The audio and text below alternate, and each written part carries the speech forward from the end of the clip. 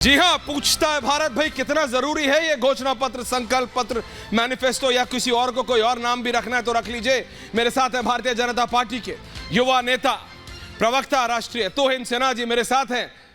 संजीव झा जी आम आदमी पार्टी के विधायक हैं, राष्ट्रीय प्रवक्ता है मेरे साथ, समाजवादी पार्टी के राष्ट्रीय प्रवक्ता और किसान और प्रोफेसर, और जो खेतों में रोज क्रिकेट खेलते हुए अपनी वीडियो डालते हैं तो कभी मूली काट रहे होते हैं दीपक जी ये, तो कभी कुछ ना कुछ काट रहे होते हैं। पता नहीं कितना बड़ा खेत है इनका।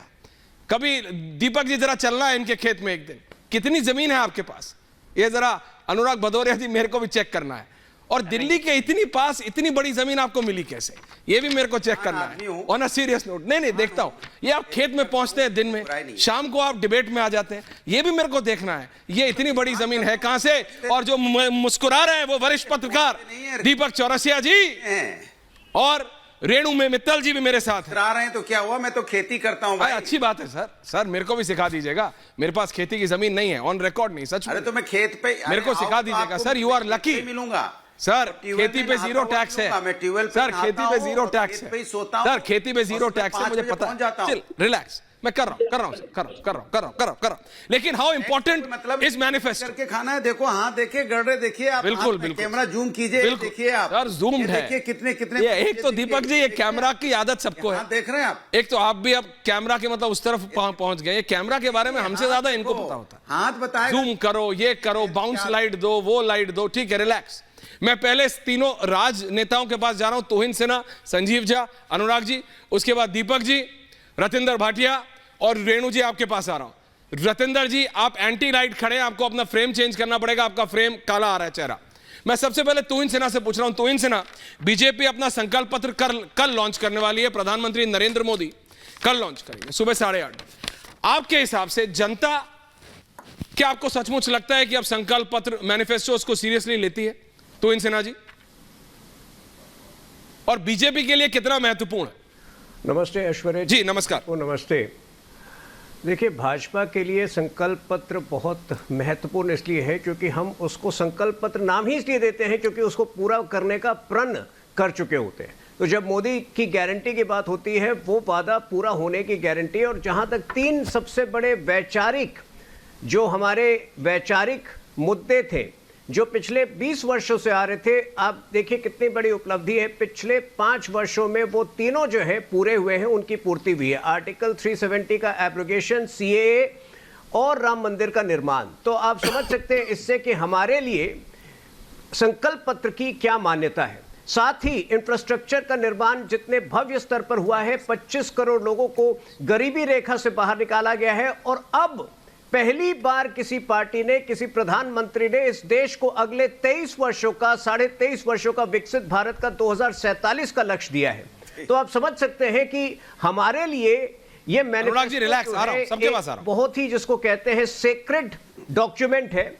हमारे लिए ये एक सेक्रेड डॉक्यूमेंट है क्योंकि जब हम 23 वर्ष की एक संकल्पना लेके चल रहे हैं इस देश के लिए, तो उस 23 वर्ष में हर 5 वर्ष बहुत अहम हो जाता है क्योंकि ये एक रिले रेस की तरह है इस पूरे देश के लिए। ये भारतीय जनता पार्टी एकमात्र वो पार्टी है जो देश को 20 साल आगे ले जाना चाहती है। बाकी ये जो पार्टियां हैं देश को पीछे ले जाना चाहती है, जात पात पर बांटना चाहती है, जात पात पर विभाजन करना चाहती है, पर्सनल लॉस का पता नहीं कितना जिक्र करते हैं, पता नहीं इनको पॉलीगैमी से कितना प्यार है। लेकिन भारतीय जनता पार्टी इस वक्त एकमात्र ऐसी पार्टी है जो एक विजन के साथ अगले 20 साल के लिए काम कर रही है, और इसलिए अगले 5 साल बहुत अहम है देश के लिए और हमारे लिए। ओके, आम आदमी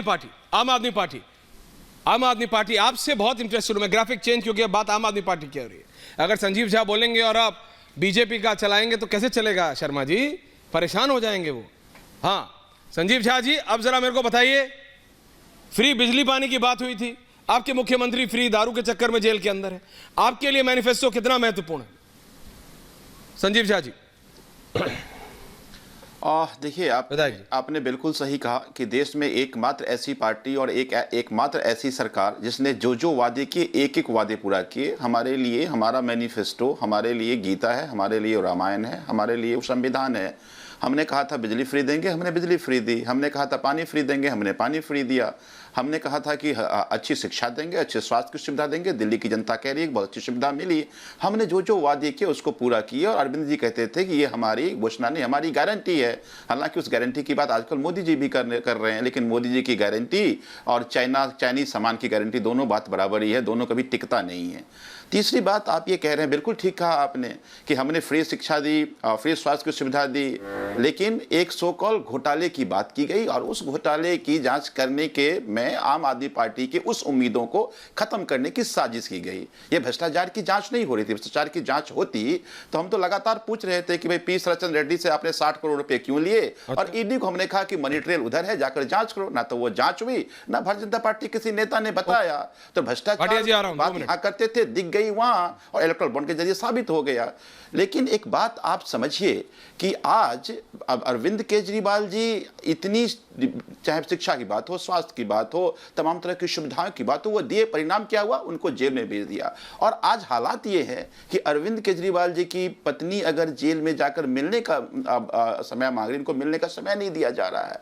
क्या कह रहे हैं, क्या गलती थी अरविंद केजरीवाल? यही तो देश को एक उम्मीद दिखाया, देश को ये बताया कि अच्छी शिक्षा अंतिम व्यक्ति को मिल सकता है, अच्छे स्वास्थ्य की सुविधा अंतिम व्यक्ति। देखिए अब आप देखिए, तो आप वो चीज कोर्ट में है, आतंकवादी जैसे जेल में, देखिए अब वो चीज कोर्ट में है, अब वो चीज कोर्ट में है। तो अब मैं आपसे पूछ रहा हूं, कोर्ट में बिल्कुल आपने वादा किया था फ्री पानी और फ्री बिजली का, लेकिन क्या आपके मैनिफेस्टो में फ्री शराब का भी था क्या वादा? नहीं ना। शराब की पेटी पे शराब फ्री क्यों हुई? नहीं तो कहां? बीजेपी तो यही बोलती है, फ्री पानी की बात की थी, फ्री शराब पे पहुंच गए आप तो जिम्मेदार पत्रकार हैं। आप बताइए कि कहां फ्री शराब दी गई। और एक बात, दूसरी बात कि अगर किसी पॉलिसी में अगर आपका रेवेन्यू बढ़ जाए, लोगों की शराब सस्ता मिल जाए और जो पीने वाले लोग हैं उनको ठीक शराब मिल जाए, और तीसरी बात में से कोई ठीक शराब नहीं कर रहा, अगर उसी के पलट के कहूं तो आज भारतीय जनता पार्टी ने इलीगल शराब गलियों गलियों बिकवा रहा है, दीपक जी सुन रहे हैं ना, बिकवा रहा है। तो मैं ये कहना चाह रहा हूं, इसीलिए वो चाह रहे थे कि शराब की दुकान ना खुले ताकि गली गली में नकली शराब बिकवाएं, आ रहा हूं तुहिन जी, पुलिस के संरक्षण में बिकवाएं, और भारतीय जनता पार्टी के लोग दिल्ली में सर्वे करवा लीजिएगा, दिल्ली में पता चल जाएगा। ठीक, तो मैं ये कहना, ओपनिंग कमेंट्स संजीव, आज अरविंद केजरीवाल जो उम्मीद देश को दी थी, उस उम्मीद से प्रधानमंत्री घबरा गए हैं। अच्छा, प्रधानमंत्री घबरा गए, ओके ठीक है। अनुराग भदौरिया जी, अनुराग जी, आप 140 करोड़ लैपटॉप बांटना चाह रहे हैं जी। आपके राष्ट्रीय अध्यक्ष 140 करोड़ लैपटॉप बांटना चाह रहे हैं समाजवादी पार्टी।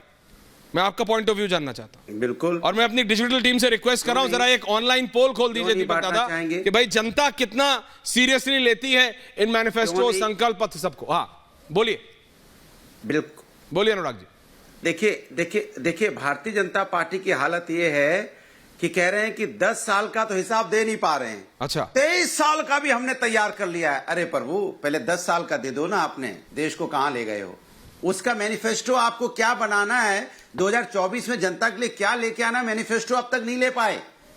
अपना घोषणा पत्र अभी तक नहीं बना पाए। 3 दिन 4 दिन अब इलेक्शन के बचे हैं। अरे यार, इतनी बड़ी पार्टी, कहते हो सबसे बड़ी पार्टी, और घोषणा पत्र अभी तक नहीं ले पाए। तो आपको पहले लाके जनता को बताना चाहिए था ना, लेकिन आप लाओगे कहां से, क्या बताओगे? इसके पहले भी तो आपने बहुत कुछ बोला था, किसानों को लेके बोला था,